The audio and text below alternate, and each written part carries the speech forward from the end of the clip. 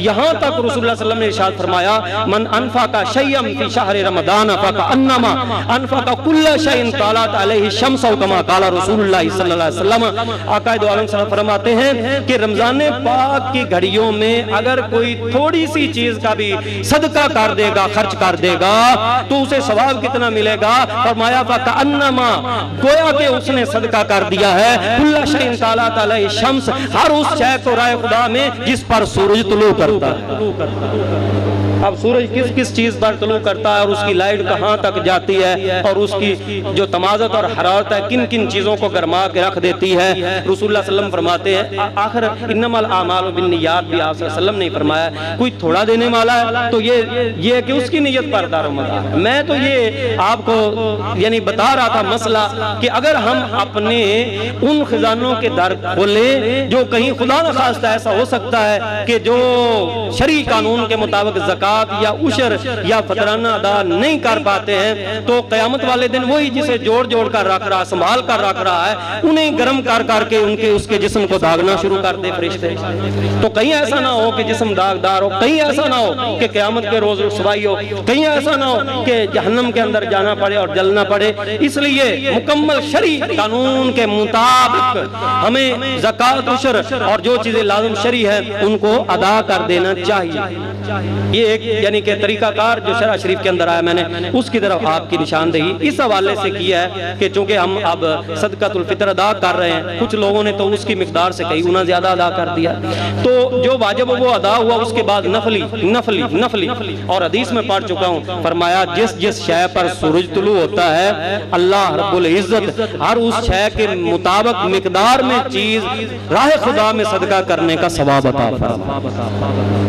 अब इसके मद्दे मुकाबल सूरत है जमा की, इकट्ठ की, रोकने की, माल को बिल्कुल हवाई ना लगने दी जाए, एक सूरत। दूसरी सूरत इसके ये है, उसे एहतिकार लुगत अरब में कहा जाता है, और एहतिकार का मतलब ये होता है कि लोगों के लिए चीज़ों को मुश्किल बना देना, लोगों की रसाई चीज़ों तक मुश्किल हो, ये सूरत हाल पैदा कर देना, जिसे ज़ख़ीरा अंदोज़ी हमारे इस्तिलाह में कहते हैं, अरबी में उसे एहतिकार कहते हैं। तो आखिर में कुछ लोगों, कुछ दोस्तों का, अहबाब का ये मुतालबा था कि इसकी भी वजाहत होनी चाहिए कि जो लोग अल्लाह की तौफीक से सदकात व खैरात करते हैं सो अल्लाह उन्हें और तौफीक अता फरमाए, लेकिन रोकने वालों के लिए तो ये है कि रसूलुल्लाह सल्लल्लाहु अलैहि वसल्लम ने खुद इरशाद फरमा दिया कि वो बखील जो होता है वो जहन्नम के करीब होता है। इसी तरह आपने फरमाया वो अल्लाह ताला से दूर होता है। तो कितनी बड़ी उसकी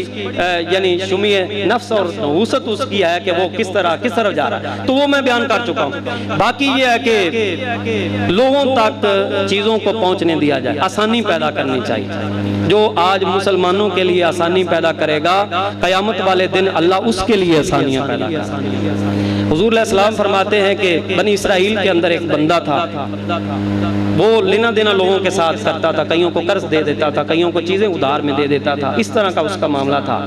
लेकिन बंदा ऐसा था कि उसका मौत का वक्त आया तो फरिश्तों ने अल्लाह के हुक्म से उससे पूछा, बता तूने कोई अच्छा काम किया है? उसने कहा मुझे नहीं याद मैंने कोई अच्छा काम किया। फरिश्तों ने अल्लाह के हुक्म के मुताबिक फिर उससे पूछा, नहीं नजरे सानी कर, जरा दोबारा गौर करके बता, हमें सोच करके कि तूने कोई अच्छा काम किया हो। तो उसने कहा मुझे कुछ याद नहीं, मैंने कोई अच्छा कोई नेकी का काम किया हो। तीसरी मर्तबा फिर पूछा गया, तीसरी दफा उसने फिर यही कहा कि मुझे कुछ याद नहीं है कि मैंने कुछ अच्छा किया हो। हाँ एक बात मुझे याद है, वो सिर्फ इतनी बात है कि मैं लोगों से लेने देने का मामला करता था।